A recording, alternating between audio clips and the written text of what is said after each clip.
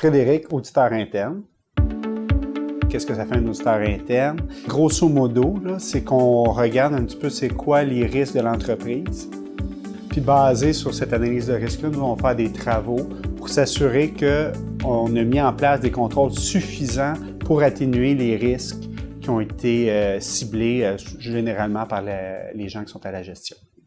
On peut regarder la gouvernance. On peut regarder comment est-ce qu'on sélectionne les projets TI, comment est-ce qu'on fait pour s'assurer que les dollars qu'on va investir vont donner, dans le fond, le meilleur rendement une fois que le projet va été livré. Ça, c'est un exemple. La cybersécurité, qui est un sujet super important maintenant. Ça peut être aussi l'info nuagique.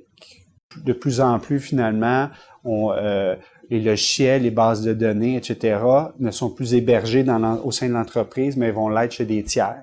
Fait que ça peut avoir des impacts au niveau de la business qui sont super importants. Maintenant, on a plus une mentalité de saine gestion des risques, dans le fond. Donc, bien contrôler, c'est s'assurer qu'on met notre énergie et notre argent aux bonnes places pour s'assurer d'atténuer le risque à un niveau avec lequel on est confortable. Moi, on va dire, je fais 3 mandats par année. Fait que, imaginez, c'est comme si 3 fois dans mon année, j'ai comme un nouvel emploi. Fait que là, on va dire, bon, ben, il y a tel sujet qu'il faut qu'on travaille. Souvent, on va faire de la cartographie de processus, etc., pour être capable de bien comprendre, OK, l'intrant, c'est ça, les processus, puis c'est ça qui en sort au bout. Mais il y a aussi une grosse partie que c'est faire de la recherche pour bien comprendre, justement, pour revenir aux bonnes pratiques. Parce que nous, on va porter jugement. Il faut s'assurer que si on fait des recommandations ou le critère sur lequel on va reposer notre jugement, dans le fond, reflète les meilleures pratiques de l'industrie parce qu'on veut s'assurer qu'on s'améliore versus les meilleurs. Il y a aussi beaucoup de rencontres avec différents intervenants pour comprendre, bon, ben toi, dans ce processus-là, c'est quoi ton rôle? Comment est-ce que tu fonctionnes? C'est les réalités d'entreprise, c'est important de les comprendre pour que si on recommande quelque chose, que ça se tienne finalement, là. Beaucoup aussi de gestion de l'information, parce que un mandat peut durer plusieurs semaines.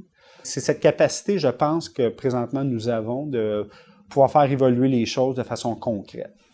Ça, c'est super motivant pour rentrer travailler. Ben, être CPA, faut que tu aimes l'analyse.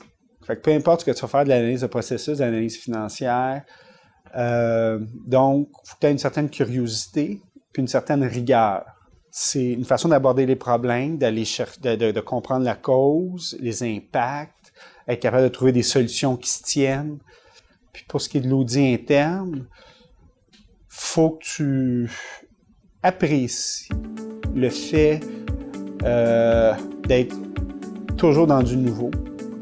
L'importance, dans le fond, d'apprendre, qui est super importante. Puis les portes sont ouvertes une fois que tu es CPA, là.